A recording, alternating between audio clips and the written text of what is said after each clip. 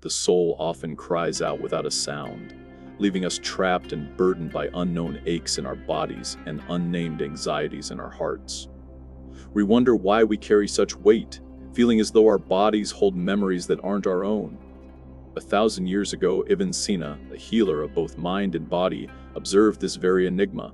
He saw patients with physical ailments whose true origins lay deep within their spirits. Poured.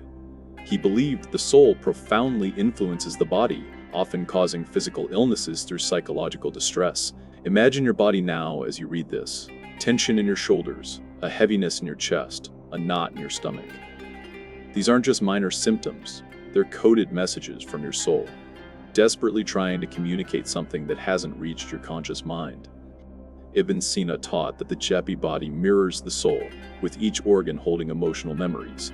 Your heart holds unspoken disappointments, your liver stores unreleased anger, and your lungs contain unshed tears. He clearly saw that the soul and body are not separate, but a single, intertwined entity, speaking a hidden language we often don't understand. Close your eyes, place a hand on your heart and ask, what burdens do you carry? What sorrow have I not acknowledged? What fear have I not faced? Don't seek an immediate answer, just listen to the faint whisper beneath life's noise. In that silent space between heartbeats lies the truth your body constantly tries to convey. Ibn-Sina showed us that true healing moves from within outward, from understanding the soul's language to freeing the body from buried memories. This is the start of deciphering your body's silent screams. A secret map exists within your body, a map no one told you about. Every area has a story, every organ a memory, every cell an ancient whisper. Ibn-Sina was the first to precisely chart this, realizing the body isn't just a biological machine, but a living archive of all experience. Remember that neck pain after a difficult conversation? Ibn-Sina said the neck is the soul's bridge, accumulating unsaid words like stones. That chronic shoulder heaviness? It's not just muscle tension, but the weight of responsibilities carried for others, burdens that weren't yours, but accepted out of a mistaken idea of love. Ibn-Sina stated, the body guards the soul's secrets, what the tongue hides, the organs reveal. And your stomach, contracting during painful situations, isn't just digesting food, it's trying to process emotions we can't handle, fear, anxiety, suppressed grief, creating knots we feel but don't understand. Close your eyes again and slowly scan your body. Notice tension without judgment. Ibn-Sina knew each body part connects to a specific emotion. The heart holds not just love, but all related pain. The lungs contain not just air, but every grief choked back in fear of weakness. Remarkably, Ibn-Sina found the body not only holds pain, but also the keys to healing. Every wounded area also possesses the capacity for recovery, if we only learn to listen. This isn't abstract philosophy, it's profound science discovered a millennium ago, yet still widely ignored. Your body is speaking to you now. Are you ready to listen? In the quiet of the night, your body speaks louder. That strange heart flutter, that slight back ache, that unexplained hand tremor, these aren't random. They're an ongoing conversation between you and your soul in a long-forgotten language. Ibn-Sina would sit with patients for hours, observing their body's reactions, how their breath shifted, facial muscles tightened, or hands trembled when certain topics or memories arose. He declared, the body is the soul's mirror, and what the tongue conceals, the body reveals. As you read these words, your body reacts. Notice your breath, your facial muscles. This isn't random, it's a precise response to what these words stir within you. When we say, I feel a heaviness in my chest, it's not metaphoric, it's a real weight of suppressed emotions, unsaid words, and abandoned dreams. The chest holds your heart and all its joys and pains. A knot in the throat precisely describes that tight passage between heart and mind, choked with unspoken apologies, stifled I love yous, and suppressed anger for false peace. Ibn-Sina found that each emotion has a physical home, fear in kidneys, hence urgency, anger in the liver, bitterness, sadness in the lungs, shortness of breath. Crucially, he understood this accumulation isn't permanent. The body, with innate wisdom, always seeks balance. Illness isn't punishment, it's a message. Pain isn't an enemy, it's a guide. Simple exercise. Place your hand on any tense or painful area. Close your eyes and ask, "What are you trying to tell me? What message do you carry?" Don't seek a rational answer. Let a feeling, image, memory, color, or sound emerge. This is the start of a genuine dialogue with your body, a dialogue that will change everything. Here's a secret: your cells remember everything.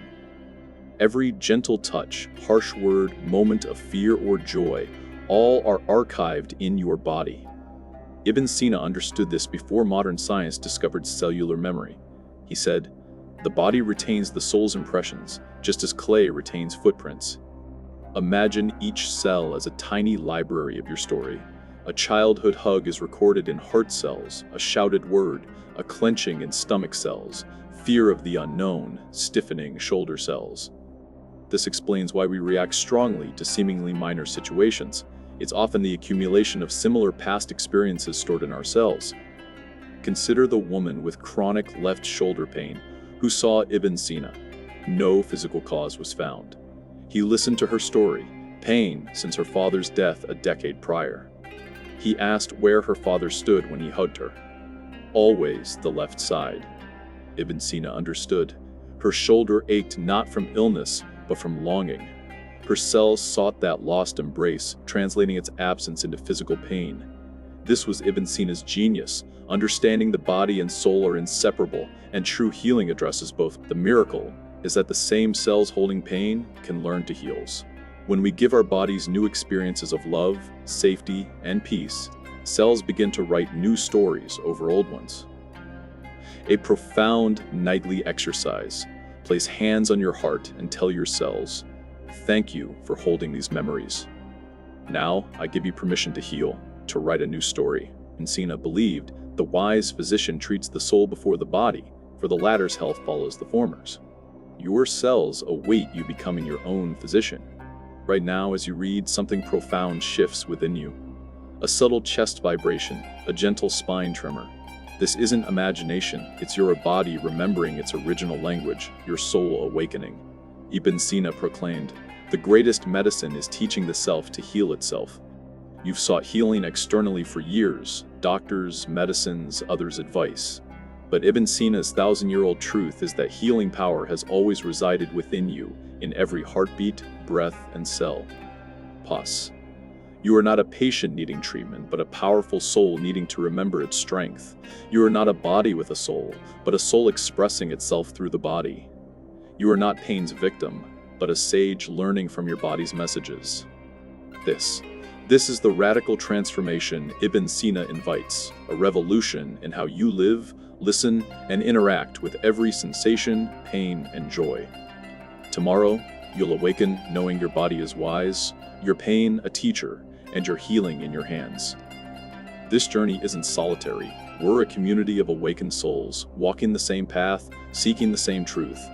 If these words resonate, if you feel that vibration hinting at a deeper truth, then embrace this journey. When you truly begin to listen to your body, something magical unfolds. It begins to listen to you. This was Ibn-Sina's secret, discovered during long nights observing patients, contemplating the mysterious soul-body connection. He noted that patients who learned to listen to their bodies healed faster, while those who ignored their body's messages remained trapped in pain longer. Ibn-Sina asserted, "Whoever knows himself knows his Lord, and whoever knows his body knows his soul."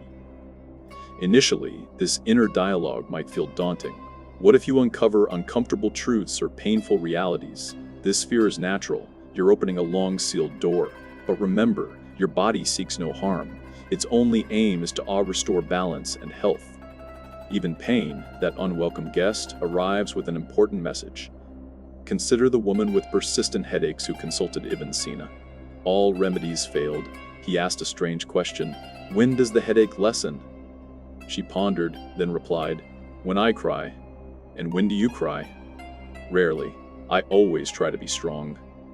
Ibn-Sina understood. Her head ached from unshed tears, unexpressed sorrow, and emotions trapped behind a facade of strength. The headache was her body's plea, "Let me cry." This is the profound wisdom your body holds. Every symptom, ache, or disturbance is an encrypted message from your soul, guiding you back to healing. A profound exercise. The next time you feel pain or discomfort, don't rush to suppress it. Instead, sit with it. Place your hand on the affected area and say, "I am listening." What are you trying to tell me? The answer might arrive as an old memory, a need to cry, a desire to speak unspoken words, or a simple longing for rest or love. Ibn-Sina taught that the wise body always knows the path back to health. We merely need to learn how to listen, to trust, and to collaborate with our body's wisdom instead of resisting it. This marks the beginning of a sacred partnership with your body, one that will transform your life forever. There's a defining moment in every life, the point when you stop fighting your body and begin to reconcile with it. Ibn-Sina called this the second birth, the awakening of a new consciousness that sees the body as an ally, a teacher, a wise friend, not a foe or burden. He stated, "If you wish to heal the body, begin by reconciling with what pains you within it." Many of us were taught to fear, shame, and battle our bodies, silencing pain, forcing them past exhaustion, and neglecting them until they screamed. But Ibn Sina saw something fundamentally different. He saw the body as the soul's greatest teachers, with every experience, even pain, serving as a lesson in wisdom. The woman with chronic stomach pain discovered with him that her stomach held suppressed anger. She swallowed harsh words and digested harmful emotions instead of confronting them. "Your stomach is teaching you something vital," Ibn Sina told her. "It's teaching you that some things in life should not be swallowed, things that need to be spoken, boundaries that must be set, dignity that must be defended." The man with persistent back pain realized his back carried burdens. Others placed on him responsibilities not his, expectations that trapped him. "Your back is teaching you a lesson in boundaries," Ibn Sina explained. "It's teaching you that true love isn't carrying others' burdens, but teaching them to carry their own." This is the core of Ibn Sina's healing philosophy. Every physical symptom is a teacher, every pain a message, every disturbance an invitation to grow. Reconciliation exercise: choose a persistently uncomfortable body area. Instead of complaining, write it a thank you note. Thank it for carrying its burden, for protecting you, for sending messages. Then ask, "What do you need from me? How can I help you?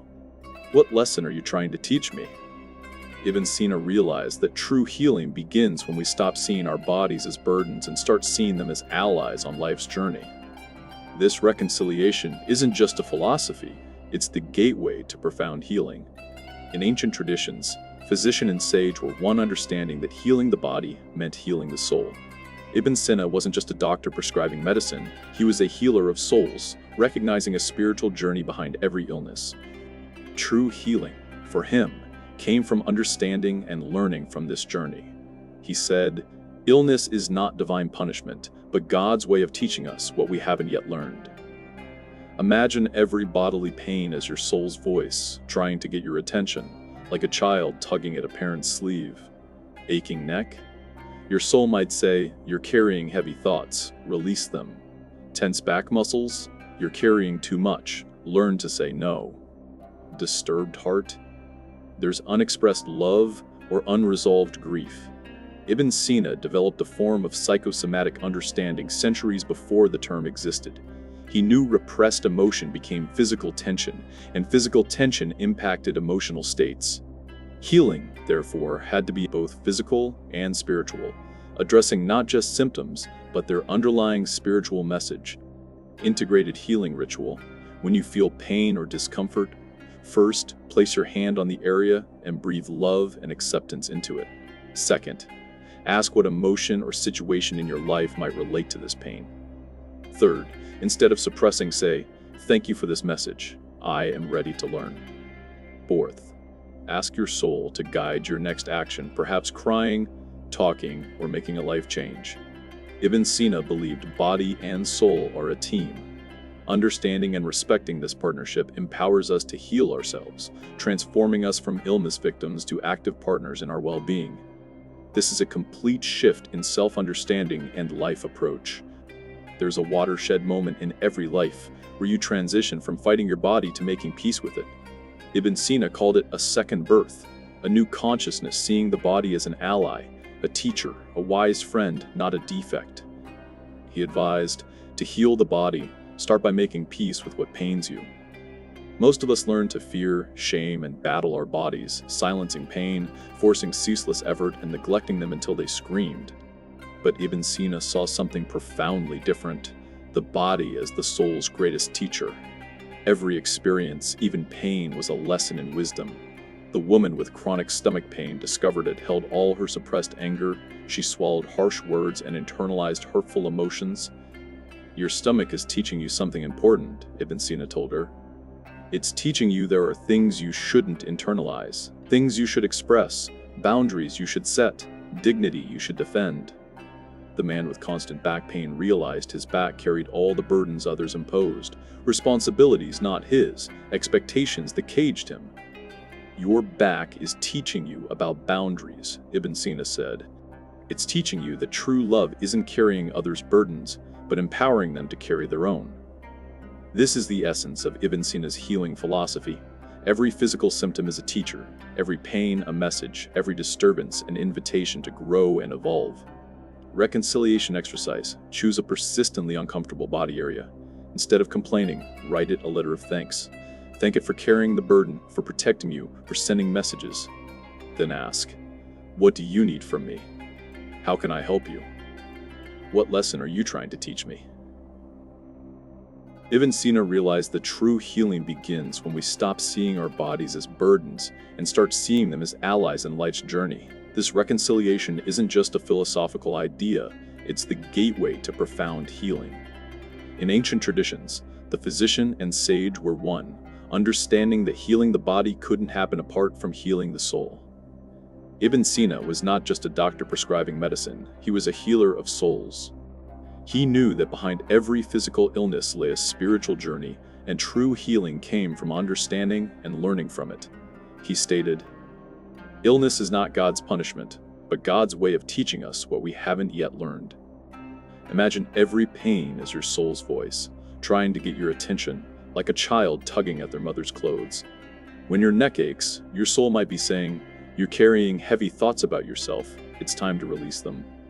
When your back muscles tense, your soul might whisper, "You're carrying too much, learn to say no."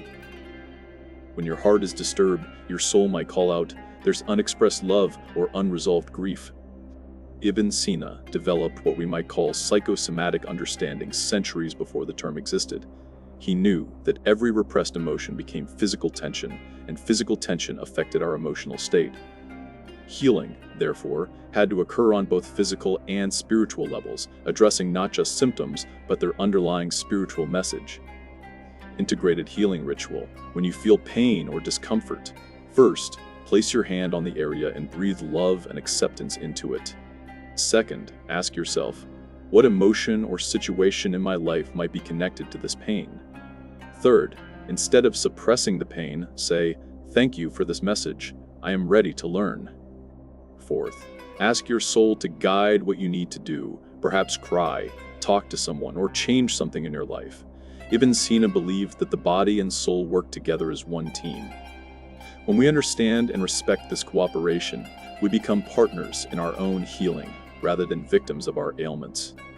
This is not just treatment, it's a complete transformation in how we understand ourselves and our lives. There's a moment in every person's life that divides it into before understanding and after awakening. You are now at the threshold of this great shift. You've begun to see your body with new eyes, hear its messages with sensitive ears, and understand that every sensation is a doorway to deeper wisdom. Ibn Sina described this transformation as the unveiling of the veil, the moment the illusion of separate body and soul falls away, revealing them as two aspects of one truth. He said, "Whoever comprehends the language of his body comprehends the language of the universe." Think about your life before this moment. How often did you feel pain and quickly silence it, never asking why? How often did you ignore your body's signals, too busy with life? How often did you treat your body like a machine, expecting tireless work without rest or acknowledgement of its needs? This isn't your fault. It's what the world taught us, to separate mind from body, thought from feeling, spirit from matter. But Ibn-Sina calls us to restore unity, to reclaim our original wholeness. As you practice this new awareness, you'll notice profound changes. Your pains will speak more clearly. Your body will guide you when to eat, rest, cry, express anger, seek solitude, or connect. You'll become more sensitive to people, places, and situations that create tension, and more drawn to those that bring relaxation and flourishing. This is what Ibn-Sina called the preventive medicine of the soul, learning to read your body's signals before they become illnesses, listening to its whispers before it has to scream. Transformation exercise. At the end of each day, take 5 minutes to ask your body, how was your day? What did you like? What didn't you like? What do you need tomorrow? Listen for answers as sensations, images, or thoughts. This is a sacred dialogue with your closest friend, your body. Ibn Sina believed that one who masters their body's language becomes their own physician, a sage of their soul, and a guide for their life. You are now on that path. Here, one journey ends and another begins. What you've read today isn't just words, it's a living legacy from a great man who lived a millennium ago, whose wisdom still pulsates within every cell of your being. Ibn Sina left us not just medical and philosophical texts, but a new way of living, listening, and healing, keys to a door long closed. In his last testament, he said, "I taught people to read books, but the most important book they haven't learned to read yet is the book of their own bodies." Today, you carry this open book. Each morning, your body writes a new page. Every pain, every comfort, every disturbance or peace, all are messages in this sacred text. Now, when your shoulder aches, you won't just say, "My shoulder hurts." You'll say, "My shoulder is speaking to me. What does it want to tell me?" When your heart is troubled, you won't flee. You'll sit with it and ask, "My heart, what love or pain are you trying to heal?" When your stomach feels uneasy, you won't ignore it. You'll place your hand on it and ask, "I am listening. What in my life can I not digest?" This isn't a minor shift in thinking, it's a radical transformation in your way of living. From being separate from your body to being united with its wisdom. Ibn Sina recognized that the greatest discoveries aren't in labs or libraries, but in the silence of the listening heart, in the wisdom of the awakened body, in the sacred dialogue between spirit and matter. Your message is clear now. Be your own physician. Be the sage of your soul. Be the translator of your body's messages. Don't wait for external validation. You are the sole expert of your experience. Remember, this path isn't solitary. As you deepen your understanding of your body's language, you'll find you understand others' language too. You'll perceive hidden pain in their eyes, feel suppressed tension in their voices, and grasp what they cannot articulate. And when someone asks the secret of your new glow, simply say, "I learned to listen to myself."